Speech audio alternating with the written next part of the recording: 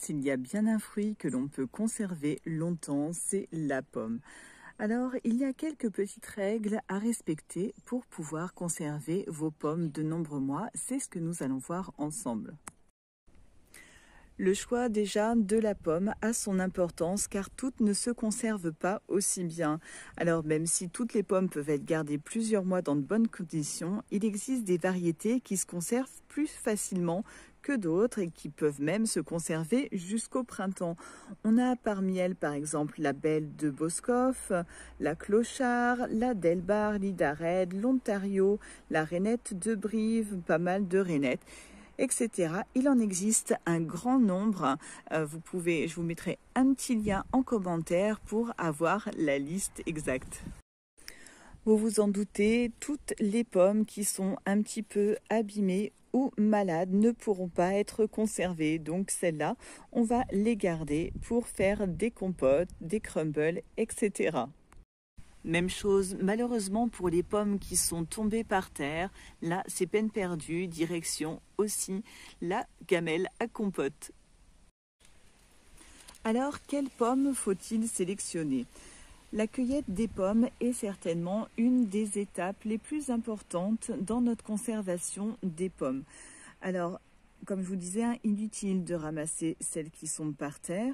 Il faut choisir des pommes qui ne soient pas trop mûres et qui ne soient pas non plus trop vertes. Alors, généralement, en soulevant légèrement la pomme, si vous la tournez d'un quart comme ça et qu'elle se décroche, c'est bon. Donc, celle-ci, par exemple, est encore un petit peu trop verte. Je vais essayer de vous en trouver une pour vous montrer ce que ça doit faire. On va essayer avec celle-ci. Alors, je fais un peu, hop, voilà. Donc, essayez dans un sens et dans l'autre, un quart de tour. Si elle se décroche, elle est bonne pour être conservée. On la dépose ensuite délicatement dans son petit panier, surtout pas de coups qui risqueraient de l'abîmer, sinon ça ferait comme si elle était tombée par terre et on aurait gâché déjà une partie du processus. Donc on la met dans notre petit panier et direction la conservation.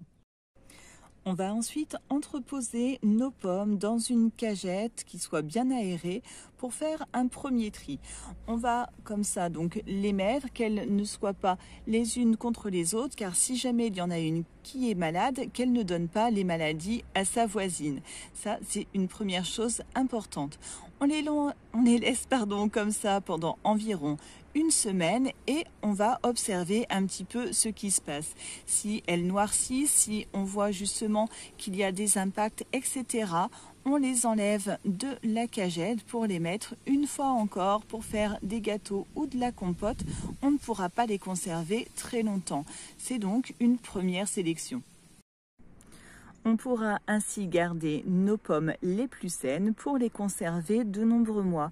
Pour ça, pour le stockage et la conservation, c'est cette étape qui va déterminer, comme je vous disais, la bonne conservation de nos pommes. On va donc les étaler une nouvelle fois dans une cagette bien propre, sans qu'elles ne se touchent. On va aussi s'assurer, comme je vous disais, qu'il y ait de l'air qui circule, qu'il y ait donc des trous entre les petites lattes de nos cagettes.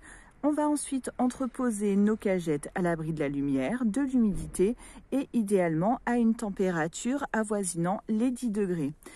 On va ensuite regarder, comme on l'a fait ici, régulièrement, qu'il n'y ait pas de pommes malades afin qu'elles ne contaminent pas les autres.